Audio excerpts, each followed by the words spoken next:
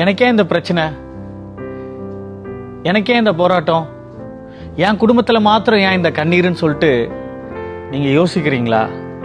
நான் எல்லாருக்கும் நான் நன்மையே செய்கிறேன், எல்லாருக்கும் நான் உதவி செய்கிறேன், என்னோட திராணிக்கு மிஞ்சி நான் எல்லோருக்கும் நான் நன்மை செய்கிறேன்.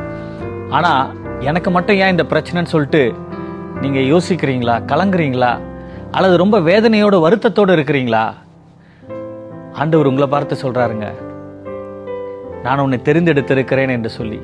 யோவான் 15:16 நாம் இப்படி பார்க்கிறோம். நீங்கள் என்னை தெரிந்து கொள்ளவில்லை, ஆனால் நான் உங்களை தெரிந்தெடுத்திருக்கிறேன், தெரிந்து கொண்டிருக்கிறேன் என்று சொல்லி. தெரிந்தெடுத்த ஆண்டவர் ஒரு நாளும் நம்மளை கைவிட மாட்டாருங்க.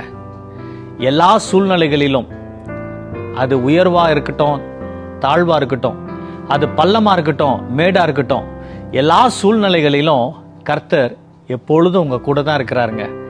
அவர் உங்களை விட்டு விலகுவதும் இல்லை, உங்களை கைவிடுவதும் இல்லை. உங்களை தெரிந்து கொண்ட ஆண்டவர், உங்களை பெயர் சொல்லி அழைத்த ஆண்டவர் உங்களை நடத்த அவர் ரொம்ப நல்லவராக இருக்கிறார். இம்மட்டும் உங்களை நடத்தினவர் இனிமேலும் உங்களை நடத்துவார், ஆசீர்வாதமாய் வைத்து நடத்துவார். இந்த நாள் உங்களுக்கு ஆசீர்வாதமாக இருப்பதாக. கர்த்தர் உங்களோடு இருப்பாராக. ஆமென்.